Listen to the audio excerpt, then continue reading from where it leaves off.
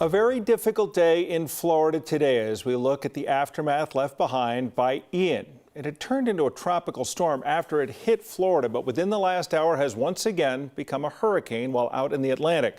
Hurricane Ian is tied now for the fourth most powerful storm ever to hit the Sunshine State. You can see the calm waters of the day today as we take a look at live pictures now from Florida.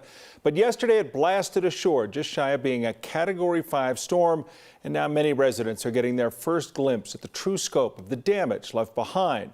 Many, though, are still trapped in their homes. Dozens of homes along the coastline on the west side of the state still underwater, with search and rescues still underway. More visual proof to show just how quickly the conditions in southwestern Florida on the barrier islands changed with Ian coming ashore. Time-lapse video showing the main road through Fort Myers Beach. The video started at about 10:15 Wednesday morning, and the storm surge carrying all that water in over about 90 minutes.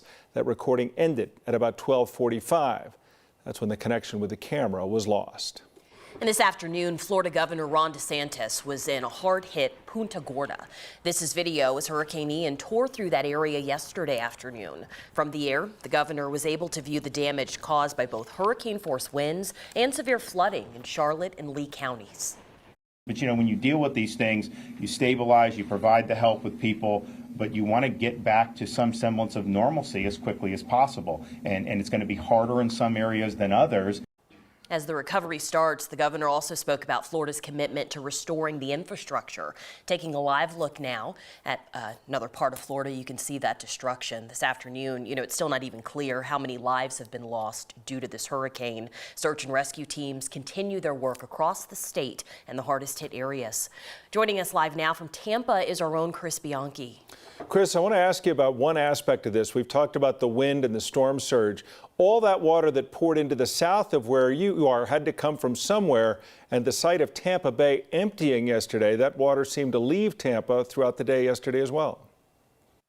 Yeah, hey Alex, hey Tom. Yeah, that was certainly a very eerie sight. That came from Tampa Bay. That's about 5 miles in front of me, where Tampa Bay, you might have seen some of those just almost apocalyptic views of the entire bay being drained on out, leaving behind beach. There were people, even don't ever do this, by the way, if it ever comes to it, but people were biking on the actual beach yesterday that was left behind because all that water that drained into Naples and Fort Myers, about 100 miles south of where I'm standing right now, that came from Tampa Bay. And now it's been a slow replenishing process of that bay water. It's actually not quite where it should have been, but those water levels, I should say. But here in Tampa, I think the general feeling is that the storm was obviously dodged. That said, we saw some pretty nasty damage. You see a pretty large tree behind me that was taken down. We had wind gusts up to about 75 miles an hour here in Tampa. That's hurricane force. We had about 1 million people this morning without power here in the Tampa Bay area. That number continues to gradually come up. We've had those now today. There's no doubt about it. In Tampa specifically, the storm was feared for here, just off Fort Myers and Port Charlotte. Well, Chris Bianchi has been down there in Tampa covering it for us for 9 News Plus, as well as other stations down there. So there's much more coverage available for you at 9 News Plus if you go ahead and download that. Chris, we appreciate you taking the time to join us now. A busy time in Tampa. As you can see, the radar indicates where Ian is now, once again having just regained status as a Category 1 hurricane. But it went right across the state of Florida, right through Orlando. So there's been a lot of damage done statewide in Florida. Most models now are pointing towards Ian returning to the mainland on or near Charleston, South Carolina. And much of the eastern seaboard is bracing for the return of Ian.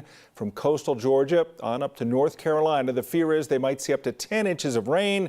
The rain is expected to start there later today and continue into tomorrow. And there, a coastal storm surge could be pushed onshore by the force of all that wind tomorrow night.